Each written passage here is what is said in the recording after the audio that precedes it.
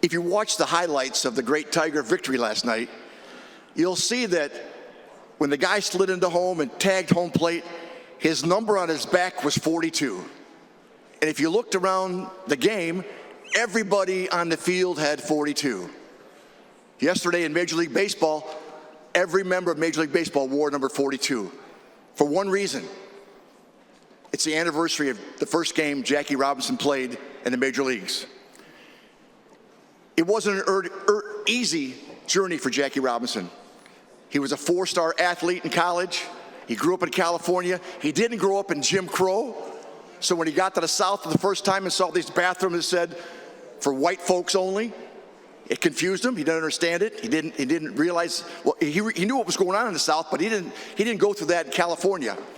And if it wasn't for Branch Rickey, the general manager of the Dodgers, the Jackie Robinson experiment never would have happened. Branch Rickey played college baseball at Ohio at Oberlin College. His catcher was an African-American man who couldn't stay with the team when they traveled, couldn't eat with the team, and he saw how he suffered. And he vowed one day he'd try to make a change. Well, in the 40s, nobody in Major League Baseball wanted somebody that did not look like me playing. But Branch knew they were better ball players, they were great ball players, they could help the game, and he knew what the right thing to do was. So he integrated baseball. First, he signed Jackie to a AAA contract where he played in Montreal. Next year, he went down south to spring training, made the Dodger team. Now, a little story about spring training. Branch Rickey came up with the idea about having farm teams. You know, guys just get in, they get better, than they play in the major leagues. Well, and spring training, he came up with that in Florida. Let's go work out for a month before baseball starts. So he settled on Vero Beach, Florida, in the 1940s. In 1949, the mayor of Vero Beach, Florida, came to visit him and said, "Sir, we love what you do for our community, but you have too many of those people on your team, and we don't like it." So he said, "Thank you," and excused the guy out of his room. That night, he gave everybody in the Dodger organization a $50 bill, and he stamped it. Actually, he gave them five $10 bills, stamped them all with a Dodger stamp on it, and told them if they came back with any money the next day, they were cut from the team. The next day, the mayor visited him and said, "I get your point. I'm done with talking about that. Have a nice day," and left.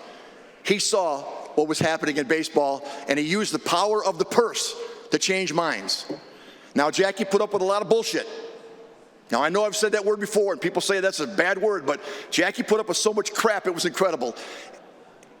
His mindset was, though, from Mr. Rickey on down to him, was that if he didn't fight back the first year, the experiment would work, and we could get more people in the major leagues.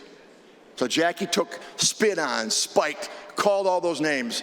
If you watch the movie about 42 about Jackie, that's a little bit of what he went through, a tiny bit. He went through the first year without saying a word, without fighting. The next year, he didn't. He fought back, he spiked, he got in people's faces because he knew he deserved to be there in baseball as a man because he had the skills.